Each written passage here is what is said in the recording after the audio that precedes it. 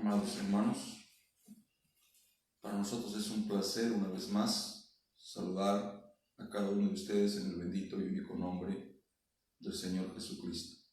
Soy su siervo y hermano menor, Jorge Escabarrosi Chacón. Como todos los días, vamos a inclinar nuestros rostros para dirigirnos a nuestro Señor, Salvador y Creador nuestro. Bondadoso Padre Celestial, te doy las gracias en esta mañana una vez más por darnos la oportunidad de poder, Señor, estar una vez más al frente de tus hijos a través de esta transmisión. Señor, tú sabes cómo está mi corazón, cómo me siento. Tú sabes cuánta gratitud tengo hacia ti por lo que nos permites vivir y por este espacio. Te ruego, Señor, en el nombre de tu Hijo amado, el Señor Jesucristo, que bendigas esta transmisión y yo te entrego la preeminencia de este espacio para que tú hagas con él lo que tú desees. Permite que en esta mañana podamos meditar en tu bendita palabra. Permite que nuestra fe pueda acrecentarse, crecer, fortalecerse. Permite que solo se diga lo que traiga salud para tu pueblo. Cierra nuestros labios si va a salir algo que pueda perjudicar o confundir a la gente. Bendice en esta mañana la escritura que voy a leer. Ábrela para nosotros. Por favor, te lo ruego en el bendito y único nombre de Jesucristo nuestro Señor. Amén. Amados hermanos, una vez más, estamos muy agradecidos de poder enlazarnos con ustedes a través de esta transmisión. Quisiéramos abrir las Escrituras y meditar en referencia a lo que ella nos dice.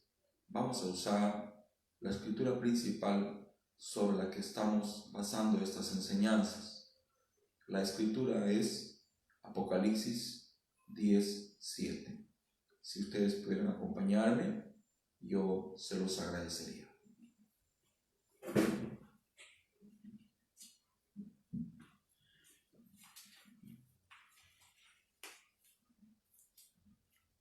Estamos muy agradecidos al Señor por los privilegios que Él nos da.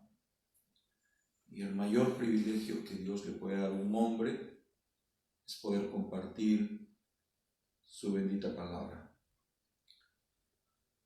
La palabra del Señor dice así en Apocalipsis 10:7: sino que en los días de la voz del séptimo ángel, cuando él comience a tocar la trompeta, el misterio de Dios se consumará como él lo anunció a sus siervos los profetas.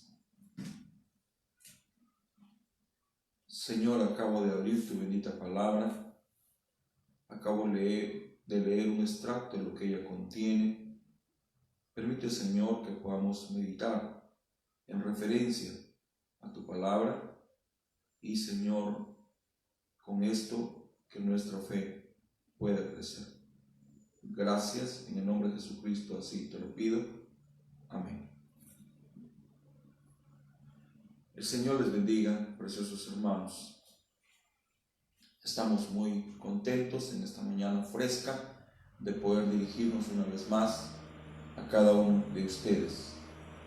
Dios sabe cuánta emoción y cuánta expectativa tenemos cada noche al acostarnos por esta encomienda que el Señor nos ha dado de dirigirnos a cada uno de ustedes a través de las bondades del Internet. Estos días, por dirección de Dios, estamos tocando Apocalipsis 10:7 y una parte del ministerio de este mensajero. En lo particular, en cuál es la tarea, la encomienda que él desarrolla a través de su llamamiento.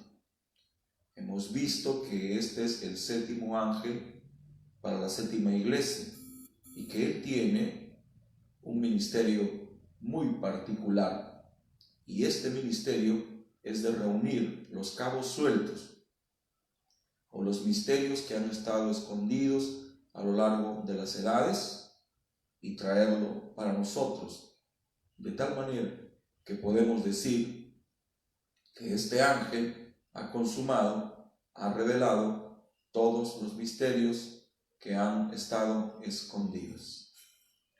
Para nadie es un secreto que la primera cosa que se pervirtió en el huerto del Edén fue la palabra del Señor.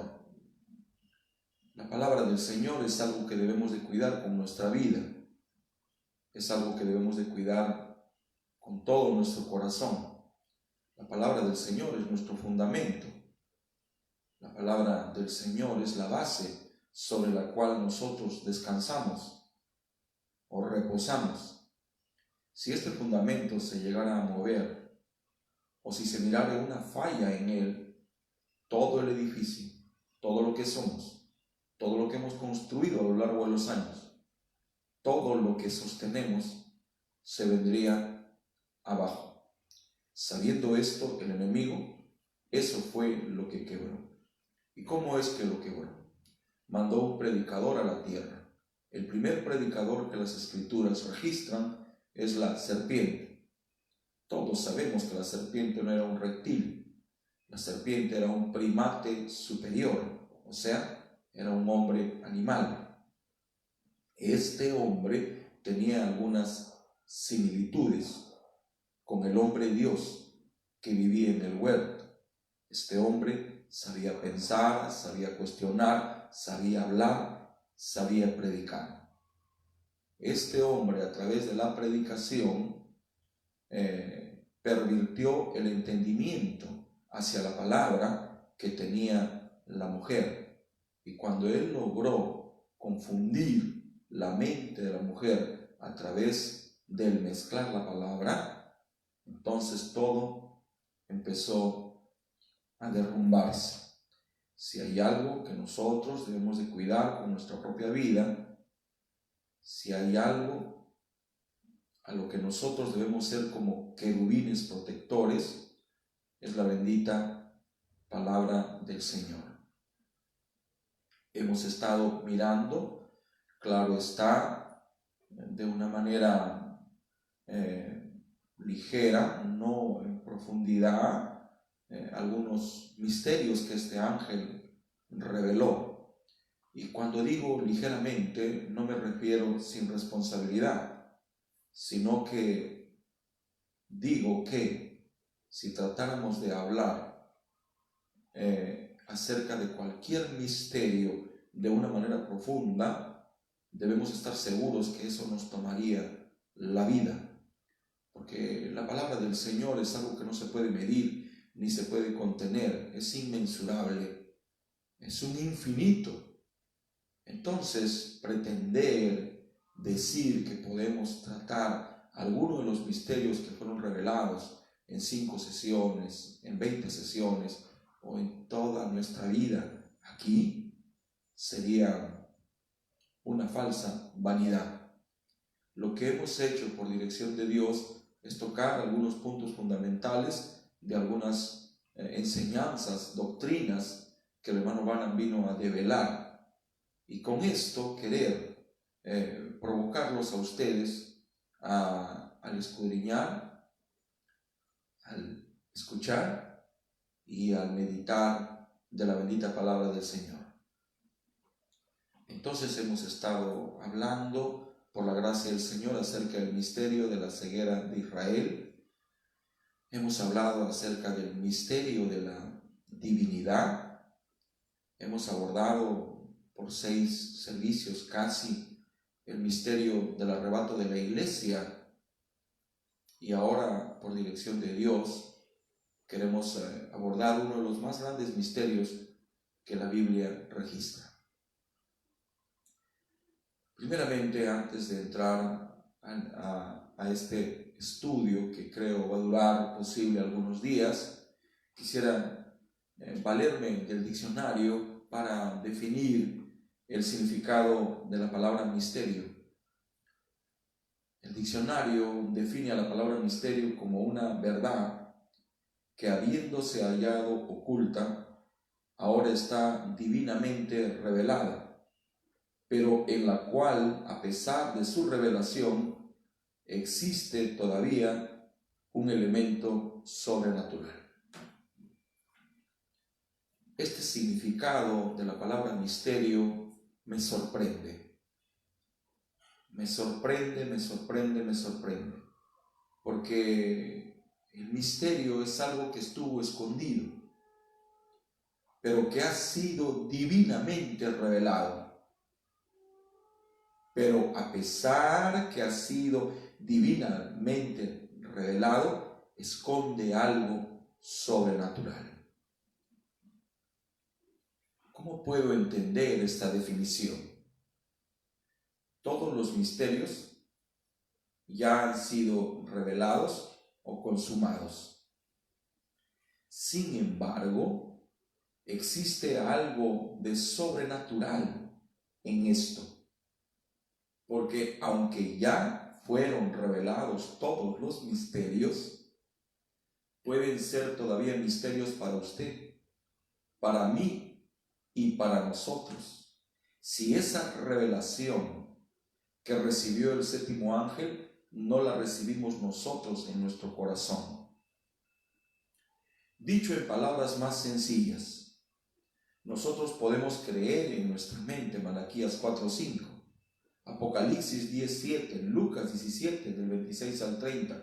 Podemos creer que Dios envió un profeta a la tierra. Podemos creer que estamos viviendo en las escenas finales de la historia. Sin embargo, si esto no es una revelación en nuestro corazón, todavía será un misterio. Entonces creo que esta es la raíz de todas las controversias, porque no hay controversias en la palabra del Señor. Indiscutiblemente grande es el misterio de la piedad. O sea, no hay discusión. La palabra del Señor es un amén. Sin embargo, aunque estos misterios ya fueron revelados, existe algo de sobrenatural en él. Por muchos años, desde que conocí el mensaje en los años 80, escuché esta expresión, religión de segunda mano. Todos nosotros sabemos que la palabra religión significa cobertura o algo que usamos para cubrirnos. ¿Cuándo llega a ser una religión de segunda mano? Es muy posible que yo sea un poco crudo al tratar de definir lo que acabo de hablar. ¿Cuándo llega a ser una religión de segunda mano? Cuando meramente repetimos lo que alguien dijo, lo que alguien enseñó o lo que alguien predicó. El hermano dijo, mi pastor dijo, el apóstol dijo, el profeta dijo. Sí, tenemos que repetir lo que el profeta dijo, pero tenemos que repetirlo en la misma sintonía, en la misma melodía, en la misma inspiración. Y para que esta sintonía, melodía e inspiración se dé, necesitamos entrar en el espíritu de la palabra. Y cuando entramos en el espíritu de la palabra, como entró el apóstol Juan en Apocalipsis 10:1, entonces esto llega a ser una revelación en nuestro corazón.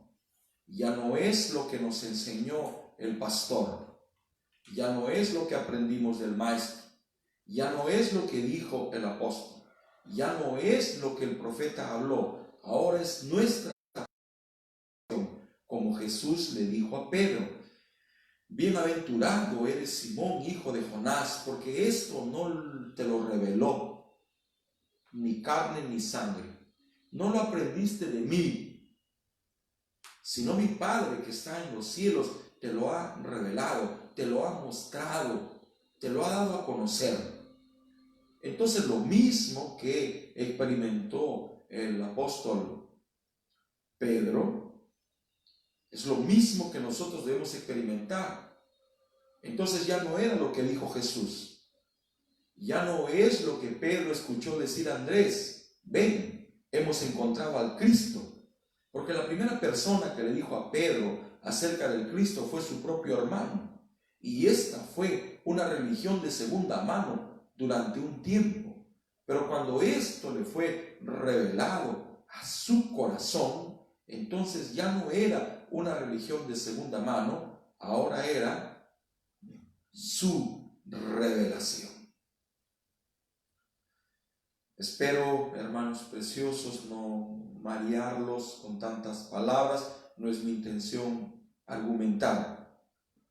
Entonces, Dios en este tiempo nos reveló muchos misterios, verdades que estuvieron escondidas durante milenios, pero que han sido divinamente dadas a conocer.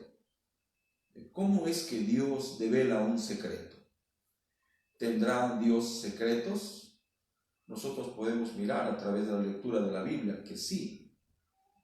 ¿Y cómo es que Dios da a conocer o devela estos secretos? Entonces nosotros debemos aprender a conocer a Dios en su condescendencia. Jehová, sus secretos y sus profetas. Jehová revela sus secretos a sus siervos los profetas, y sus siervos los profetas nos lo dan a conocer a través de la predicación, a través de la enseñanza, a través de su ministerio. Es natural que cuando nosotros escuchamos la palabra misterio, y cuando nos ponemos a meditar en los misterios que este ángel vino a revelar, vengan a nuestras cabezas o a nuestra mente pensamientos tales como la suprema deidad, tales como la simiente de la serpiente, el bautismo bíblico, el misterio de la iniquidad, el misterio de la ceguera de Israel, el misterio de la unicidad. Lo que jamás nos imaginamos es que entre esos misterios hay un misterio muy grande que posible se nos ha pasado por alto porque jamás hemos pensado que es un misterio. Para hablar acerca de este misterio durante estos días, voy a usar una escritura sobre la cual nos vamos a apoyar y que Dios nos bendiga en el desarrollo de estas enseñanzas. Quisiera por favor que abran conmigo la carta del apóstol Pablo a los Efesios en el capítulo 5.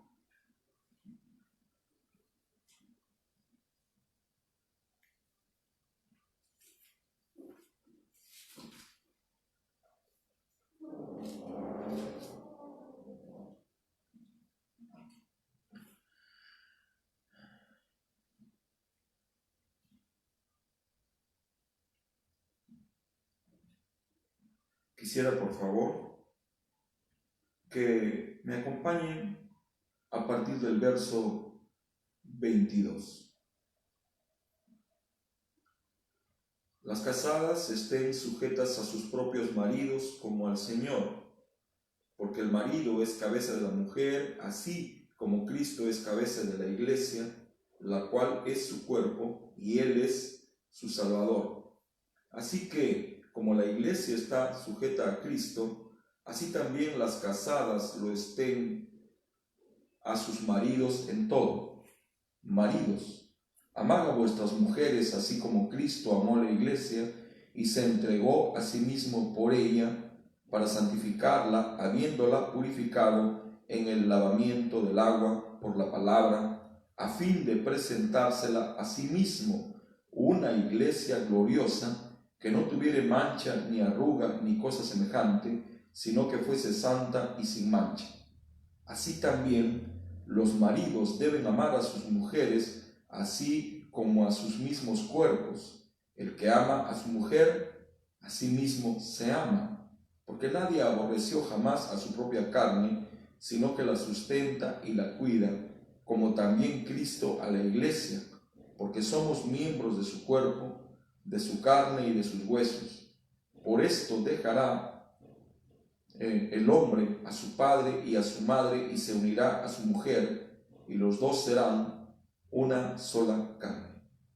Grande es este misterio, mas yo digo esto respecto de Cristo y de la iglesia.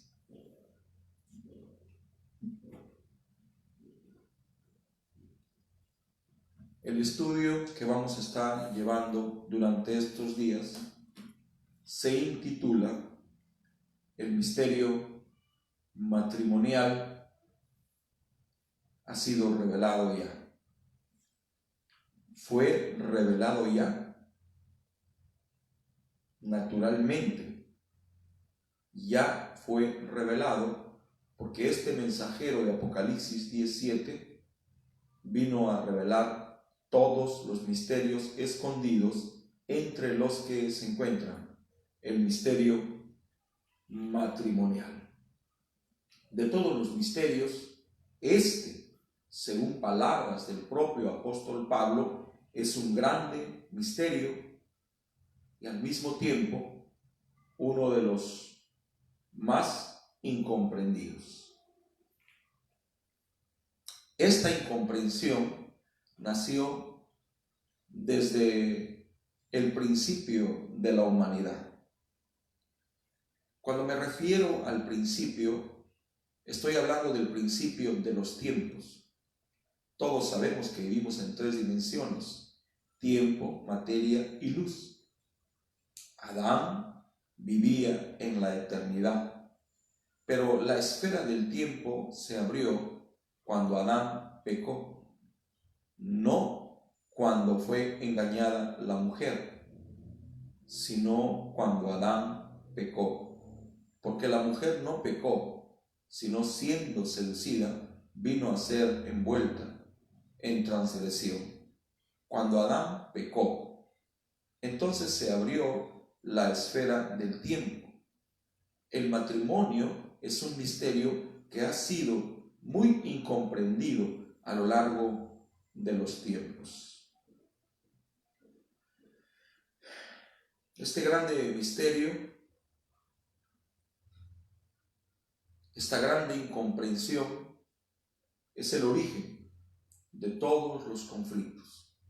Todos los conflictos nacieron a raíz de esta gran incomprensión o de esta falta de entendimiento, porque la mujer no comprendió en realidad lo que era el matrimonio, y esta incomprensión o esta falta de entendimiento es el origen de todas las desgracias.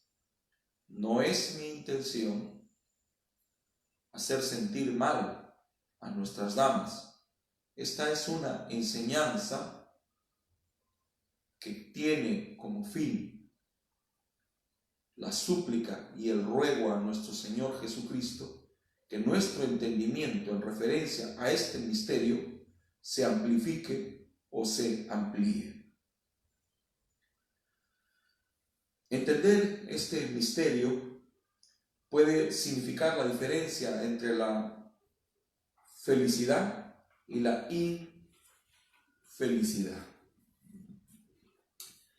Cuando nosotros meditamos en el ministerio que Dios le dio al 7º ángel, comprendemos por la gracia del Señor que a su voz, al sonido de su trompeta, al sonido de la predicación de la palabra, todos los misterios serían escondidos o revelados, dados a conocer, Pero nace una pregunta y la suelto al aire y quiera que al final pueda retomar para responder. ¿Cuál es la razón por la que todos los misterios tenían que ser revelados, consumados o dados a conocer?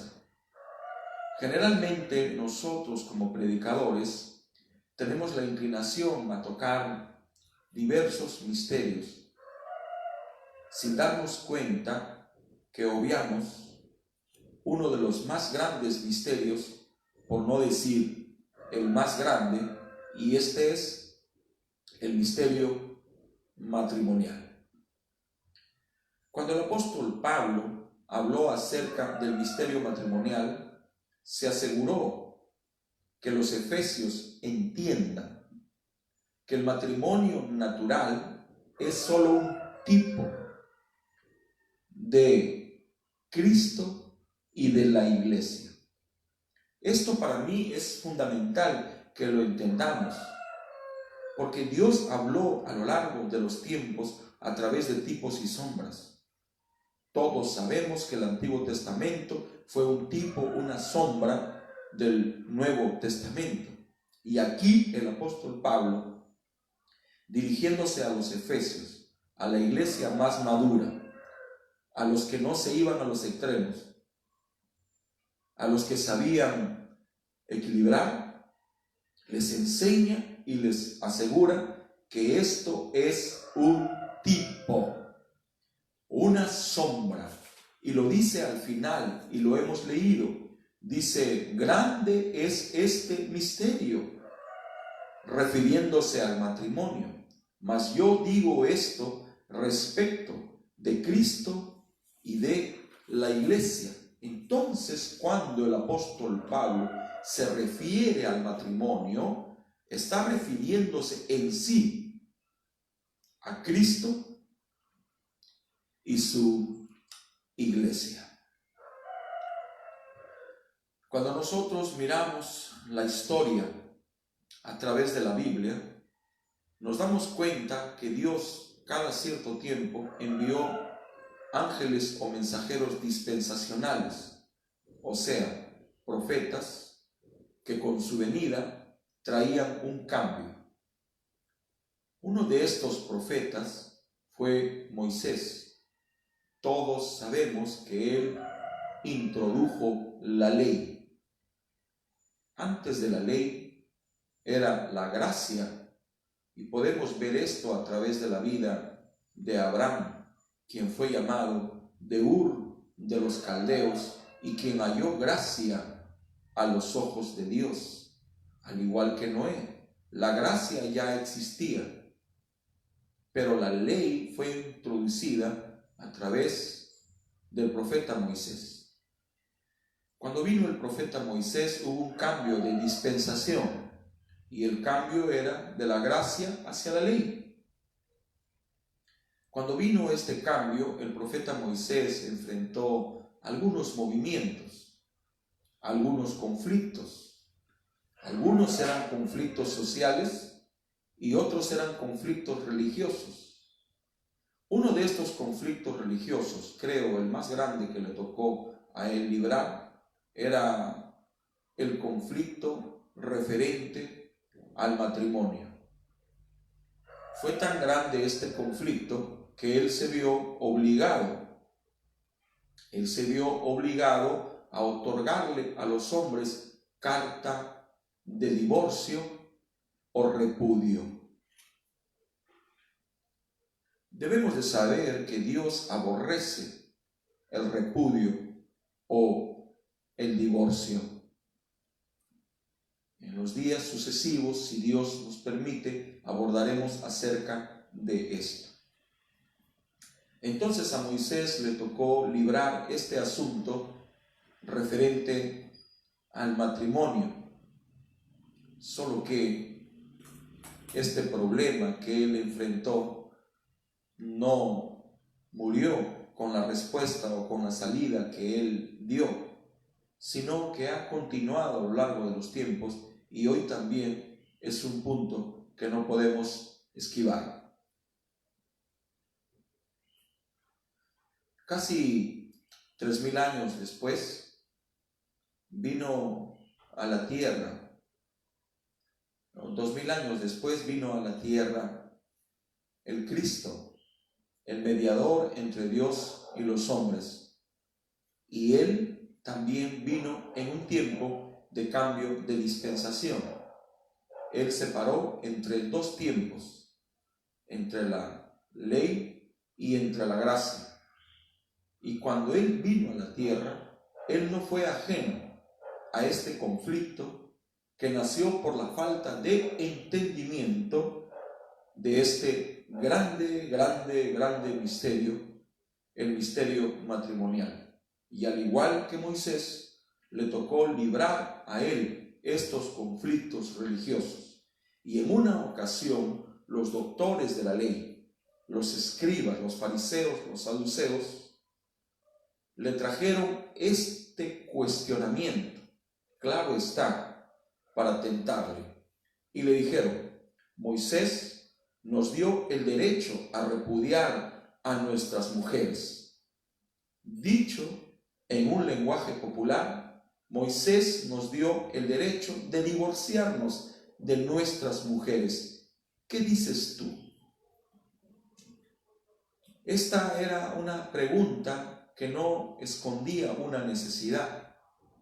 Esta era una trampa, un ardid que tenía como fin hacer que Jesús contradiga lo dicho por Moisés. Naturalmente, Jesús jamás se iba a ir en contra de su propia palabra. Y conociendo las intenciones del corazón de la gente, dijo: es verdad, Moisés os dio el derecho de repudiar o divorciar a sus mujeres, pero esto fue por la dureza, por lo duro de su corazón. Mas al principio no fue así. Es increíble para mí cómo Jesús, para responder esta interrogante, regresa a la gente al principio. Hay una razón fundamental por la cual Jesús dijo: mas al principio no fue así. El apóstol Pablo, el perito, arquitecto, el hombre que estableció el fundamento sobre el cual la iglesia está descansando, no fue ajeno a este conflicto doctrinal, sino que también le tocó librar estos cuestionamientos. Ahora, él era un hombre que renunció al derecho de casarse. Él podía hacerlo, pero renunció, porque él veía la venida del Señor a la mano. Él entendió que el tiempo se le estaba escapando y él fue un eunuco por causa de la palabra. Hemos aprendido que hay 3 clases de eunucos: los nacidos, los hechos y los que son por causa de la palabra. Él tenía el derecho a formar un hogar. Él tenía el derecho a establecer una familia. Él tenía el derecho a tener hijos, pero él se hizo eunuco por causa de la palabra. Amén, hermanos. Esto no le quitó a él autoridad para hablar en referencia al matrimonio, porque él tuvo una entrevista personal con la columna de fuego. Los apóstoles que caminaron con Jesús conocieron a Jesús en carne, pero el apóstol Pablo lo conoció en esencia. Lo conoció como el Logos, lo conoció como el Verbo y como esa luz resplandeciente. Esto le otorga al apóstol Pablo autoridad para hablar en referencia al matrimonio. Cuando él abordó esto, él también experimentó un conflicto religioso en su tiempo. Y este conflicto era en referencia al matrimonio. A él le tocó librar problemas relacionados a casamiento y divorcio. A Jesús le tocó librar también estos problemas también le tocó esto a Moisés. Ahora, siglo XX, año 6000, desde que nació el tiempo. El mensajero de esta edad no ha sido excluido, no ha sido ajeno de este problema doctrinal, de este problema social, porque los problemas de casamiento son problemas sociales. Hemos aprendido que la familia es la columna vertebral que sostiene a la sociedad. Hemos aprendido que las familias son la columna que sostienen la iglesia. Y las familias se están destruyendo y desmoronando por el falso entendimiento en referencia a lo que es el matrimonio. Y sí, el matrimonio ha sido un misterio. Y este misterio es el origen de todos los conflictos, el origen de todas las ruinas. Y este misterio ha sido ignorado por nosotros los predicadores. Al tocar ahora este punto, no estoy diciendo que yo sea Cristóbal Colón quien descubrió América. No estoy diciendo ser Isaac Newton quien descubrió la ley de la gravedad. Yo no estoy descubriendo nada. Todos los misterios ya fueron revelados y dados a conocer. Lo que estoy haciendo ahora, humildemente, reconociendo lo diminuto, lo pequeño, que soy ministerialmente hablando, es tratar de cumplir mi tarea y mi papel con el pueblo del Señor al cual atiendo y con la Iglesia Universal de la que también soy parte. Y es abordar este punto que no se toca. Creo que ya sabemos lo suficiente en relación a los diversos misterios. Creo que tenemos hombres y mujeres que pueden sostener y respaldar puntos ministeriales fundamentales, como la unidad de Dios, el bautismo bíblico. Podemos abordar puntos como la predestinación, simiente de la serpiente, necesidad de la revelación y tantos otros más. Pero ¿qué de este misterio, el misterio matrimonial? ¿Acaso en nuestras congregaciones? ¿Acaso en nuestras asambleas locales? ¿Acaso la iglesia del Señor no tiene conflictos matrimoniales? Entonces, por dirección de Dios, estoy empezando a tocar este misterio. Y quiera el Señor ayudarme. Y con esto posible, ayudar a alguien que lo esté necesitando. Aún nosotros, los predicadores, sí, los ministros, sí, los pastores, los evangelistas, los maestros, los apóstoles, los profetas, experimentamos en nuestra vida matrimonial conflictos en el matrimonio. Posible por nuestra falta de entendimiento en referencia a este misterio. Este misterio matrimonial es un tipo del misterio espiritual de Cristo y su iglesia. Al pensar o meditar acerca de los misterios que este ángel mensajero vino a revelar, muchas veces lejos está de nosotros el pensar que uno de los grandes misterios puede ser el misterio matrimonial. Voy a hacer algunas preguntas y yo mismo responder.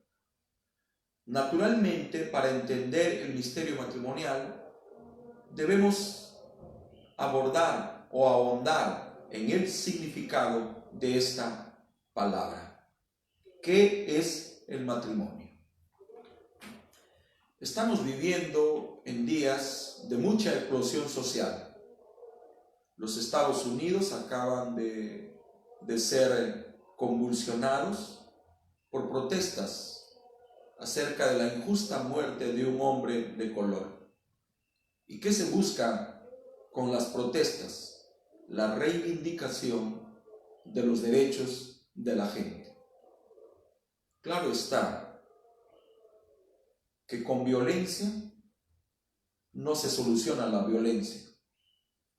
Existen armas más poderosas que los explosivos. Existen armas más poderosas que los actos violentos. Y son el uso de la palabra. ¿Qué usó Hitler para levantar su nación? ¿Qué usó Hitler para hacer de Alemania el país más poderoso de la década de los 40? La palabra. Hitler descubrió que la palabra era un arma. Hitler descubrió que la palabra era el gatillo que activaba un arma. Ahora estamos viviendo en la edad de la Odisea. Y esta edad tiene una característica. Y esa característica tiene relación con su nombre, la Odisea. Los derechos de toda la gente. Entonces, en medio de estas protestas hay movimientos que reclaman reivindicación y son el movimiento de los homosexuales, las lesbianas y todas esas ansias de libertinaje que la gente trae. Uno de estos movimientos reclama el matrimonio como un derecho. Dice que uno tiene derecho a casarse con quien uno ama o quiere. Solo que esto contraviene el propio significado de la palabra matrimonio. Yo sé que un día los hombres de Dios tendrán que pararse por la palabra que han predicado. Y yo no soy ajeno a lo que estoy hablando ahora. Creo firmemente en lo que el hermano Banan dijo, que un hombre tiene que estar a la altura de su propia palabra. Y sé que un día tendré que pararme por lo que estoy diciendo. El matrimonio, según el diccionario, es la unión de dos personas que unen sus vidas mediante ritos religiosos y formalidades legales. El matrimonio es la unión legítima y legal de un hombre y una mujer. ¿Qué es la etimología? La etimología es la raíz de todas las palabras. Cualquier palabra que se le venga a la mente. Cualquier palabra tiene una raíz, tiene un origen. Y la palabra matrimonio tiene su raíz en la palabra matriz. ¿Qué tiene que ver la matriz con el matrimonio? Tiene que ver mucho, porque el hombre no tiene matriz. Por eso es que el matrimonio es la unión de dos personas de género diferente. Por más mujer que diga ser un hombre, no lo es. Es una mentira, es un engaño, es un trastorno de identidad. Por más hombre que diga ser una mujer, no es hombre. Es un trastorno, es un conflicto de identidad. Entonces el matrimonio es la unión legal y religiosa de dos personas de género diferente. Por eso es que nosotros jamás casaremos a dos personas del mismo género. Porque no puede ser es un atentado en contra de la humanidad. Es un atentado en contra de la vida misma. Si dos hombres se llegan a unir, a casar, la palabra casamiento significa unión, enlace, ellos jamás podrán traer niños por más deseo que tengan. Si dos mujeres unieren su vida ante las leyes, porque ahora las leyes ya lo contemplan, lo aceptan, ellos jamás podrán traer vida. Por una razón fundamental, porque es una relación contra natura. La palabra contra natura significa en contra de la naturaleza. Amén, hermanos. Casi no hemos dicho nada y nos estamos acercando al final de esta transmisión.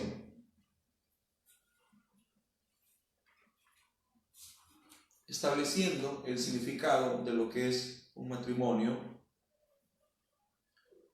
quiero decir lo siguiente. Si hay algo que Dios puede reclamar como suyo, si hay algo que Dios puede decir es mi autoría, me pertenece, es el matrimonio. El matrimonio es una institución divina. Es algo que Dios instituyó, que Dios fundó. Esto le pertenece a Dios.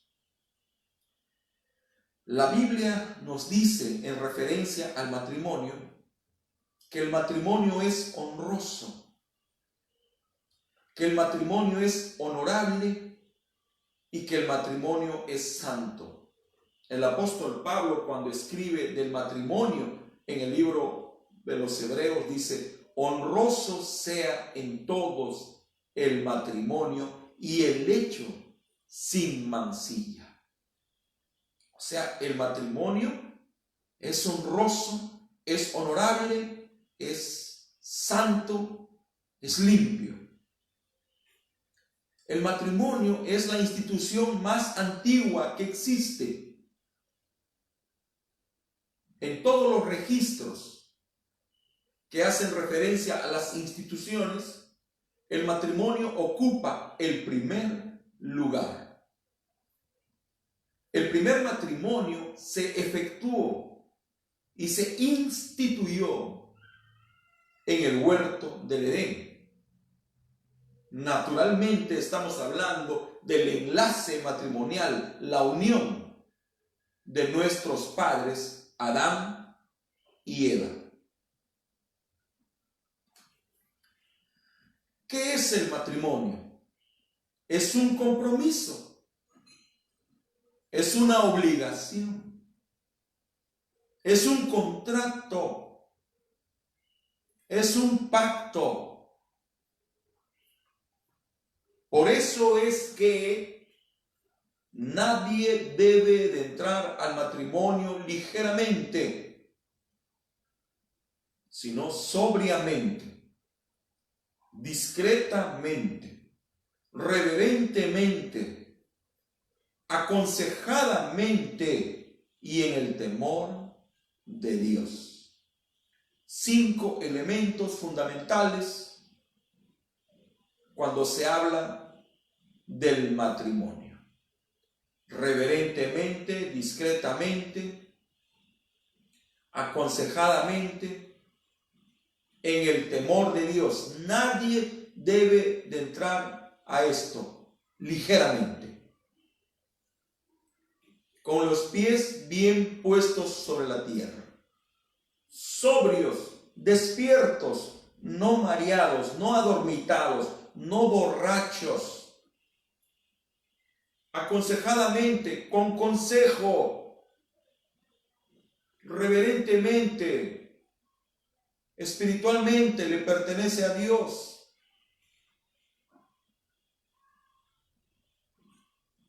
Amén, hermanos.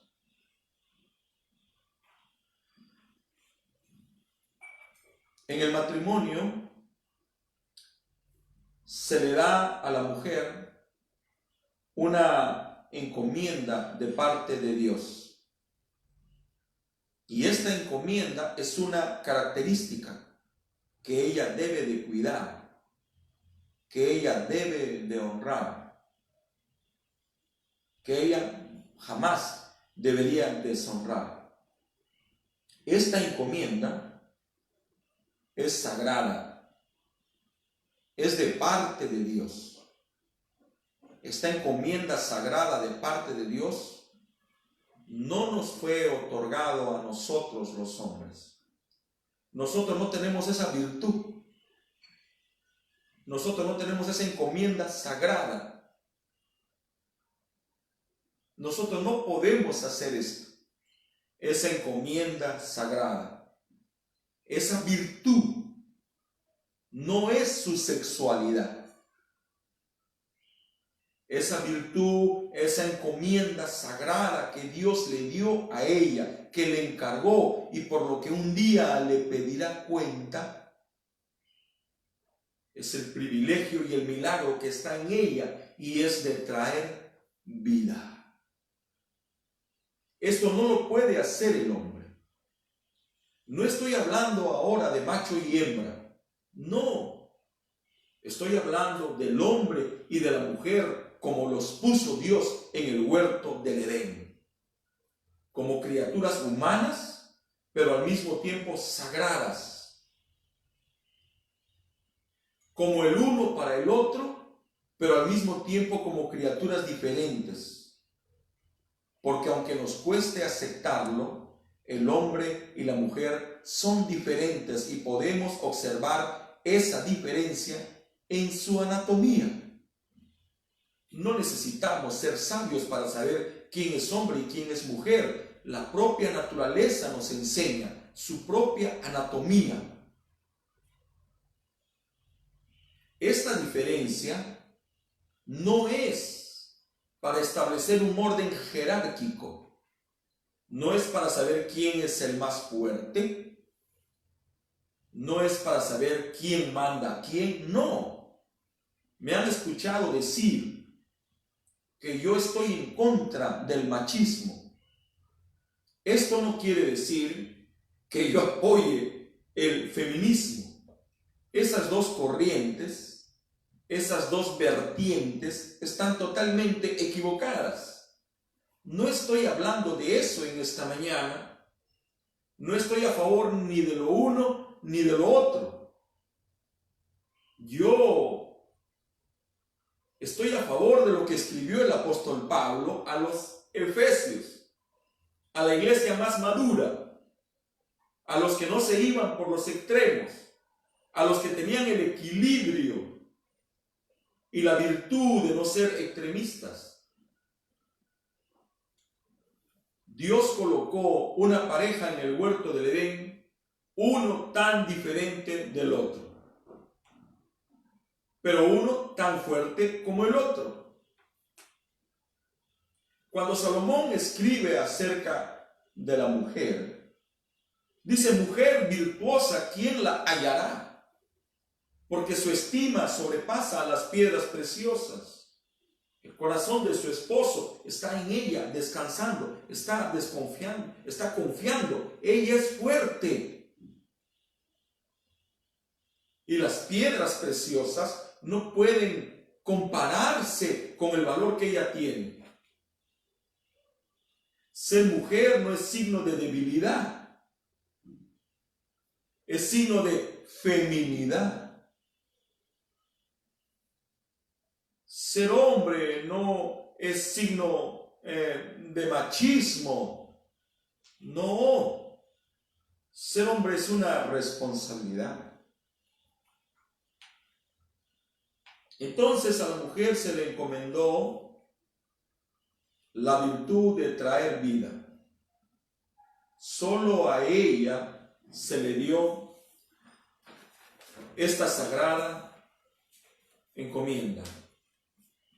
Termino Y es con lo que mañana empezaré diciendo lo siguiente.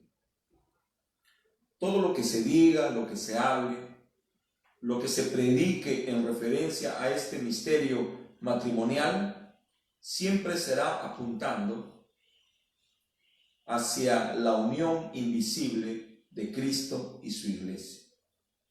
Porque como dijimos al principio, cuando el apóstol Pablo abordó esta enseñanza a los efesios, les dejó en claro que el matrimonio de un hombre y una mujer es un tipo, una sombra de la relación de Cristo y su iglesia. Me siento muy emocionado, muy agradecido al Señor por darme el privilegio, no tanto de dirigirme a ustedes, sino de beneficiarme con esta responsabilidad. Porque a través de esta responsabilidad, el tiempo se me está yendo de las manos. Y el tiempo que antes me sobraba, ahora es el tiempo que me falta. Esto quiere decir que tengo que estar en meditación, que tengo que estar escudriñando, que tengo que acostarme leyendo, y tengo que levantarme para leer y para orar, y tengo que pedirle a Dios misericordia para que me ayude en esta pequeña encomienda que Él me ha dado. Así como Dios le entregó a la mujer una sagrada encomienda, que fue la virtud de traer vida, también le entregó a la iglesia la sagrada virtud de traer vida. ¿Qué está haciendo la mujer con esta virtud? El hermano Marán dice, vigile a la mujer, vigile a la iglesia. ¿Qué es la Odisea? La iglesia de este último tiempo. ¿Cómo está ella? Pobre, cuitada, miserable, desnuda y no lo sabe. ¿Cómo es la Odisea? Es la grande ramera. Entonces vigilemos a la iglesia, así como Dios le entregó a la mujer esta sagrada encomienda, Dios le entregó a la iglesia una sagrada encomienda, y es de traer vida. Oremos. Bondadoso Padre Celestial, te doy las gracias en el nombre del Señor Jesucristo por permitirme este privilegio de poder dirigirme a tus hijos a través de estas enseñanzas matutinas. Te ruego, Señor, que me ayudes. Ayúdame a crecer. Ayúdame a perfeccionarme en el trabajo que me has encomendado, pero no solo a mí, a cada hermano, a cada hermana, a cada niño, a cada anciano, a cada joven, a cada adulto, a cada ministro, a cada laico. Permítenos crecer. Permítenos, Señor, que el material que necesitamos para respaldar esta enseñanza la saquemos de la Biblia y del mensaje. Y tú sabes que lo que acabo de expresar, mucho de lo que he expresado, se encuentra en la Biblia y en el mensaje. Específicamente en el mensaje, la unión invisible. Señor, ayúdame y ayúdanos en este punto tan delicado, pero al mismo tiempo tan rico que nos está tocando abordar. A mis hermanos que están al otro lado de la línea, ayúdales como me estás ayudando a mí. En el nombre de Jesucristo así te lo pido. Amén. Hermanos amados, antes de terminar con esta transmisión, como todos los días, me dirijo ahora a nuestros hermanos de la sangre de Cristo, a los cuales me debo. Ustedes me pidieron que por favor ore por las ofrendas en cada transmisión y así lo estamos haciendo. Aquí recolectamos ofrendas que no son para mí, no son para nosotros, son para la iglesia y sus necesidades. Cuando se recogen ofrendas no son para preparar un cafecito, no son para preparar un lunch, no son para preparar un almuerzo, son para la iglesia. Si usted, hermano y hermana, levanta una ofrenda, usted, hermano, que congrega en otro país, usted, hermano, que congrega en una iglesia hermana, si usted levanta una ofrenda, llévelo a su iglesia. Si usted levanta un diezmo, llévelo a su iglesia, déselo a su pastor. Es su obligación con Dios y con la iglesia. De ninguna manera, jamás de los jamases, pretendimos en nuestros inicios orar por las ofrendas. Lo estamos haciendo porque es un pedido especial de parte del hermano Samuel Quispehuaycho y otros más. Oremos. Padre, quiero en esta noche entregarte las necesidades de tus hijos. Quiero, Señor, pedirte por el que necesita. Quiero pedirte por el que llora. Quiero pedirte por el que tiene hambre. Quiero pedirte por el que está enfermo. Quiero pedirte por el que está sufriendo. Quiero pedirte por los hambrientos en el mundo. Quiero pedirte por los que están sufriendo el flagelo de esta gripe COVID-19. Quiero pedirte por los hogares de tus hijos alrededor del mundo. Quiero pedirte por las iglesias hermanas. Quiero pedirte por los que no tienen dinero. Quiero pedirte por los que están desesperados por el día de mañana. Quiero pedirte por los que no tienen pan en sus mesas. Quiero pedirte por los que no tienen abrigo. Quiero pedirte por los que están llorando ahora. Por ellos y por estas necesidades yo levanto mis manos. Tú me dijiste a mí que ore por los enfermos y que eche demonios en tu nombre, y yo me lo tomo a pecho.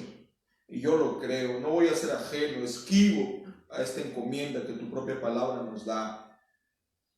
A veces nos acomplejamos y creemos que esta encomienda fue solo para los apóstoles. A veces nos acomplejamos y nos creemos tan indignos que pensamos que esto no es para nosotros, pero yo me lo tomo a pecho, Señor. Te pido por mi amada hermana Flor. Tú sabes a quién me estoy refiriendo. Por sus necesidades, por su estrés, por su vejiga, por su vientre, por su columna, por su soledad, por su insomnio. Sánala, Señor, ve hasta donde ella está. Manda a tu ángel, Señor, que ella sienta tu amor rodeándole, que sienta tus brazos sujetándola, que escuche el susurro de tu voz, que ya no se sienta sola jamás. Por favor, ve a ella y ve a todos los que sufren, los que lloran, los que piden. Me siento mal cuando tengo un plato de comida en mi mesa. Pienso en los que no tienen, los que no pueden llevar algo a sus casas. Ve a ellos. Te recuerdo a mi hermano Matos una vez más. Te recuerdo a los que están sufriendo. Sánalos. Sánalos, Señor. Reprendo en el nombre de Jesucristo a este pequeño demonio llamado el COVID-19. Te reprendo en el nombre del Señor Jesucristo y te ordeno que dejes a los hijos del Señor. Tú no tienes parte ni suerte. Tú estás vencido. Eres un mentiroso, un ladrón, un destructor y un saqueador. Eso es lo que eres.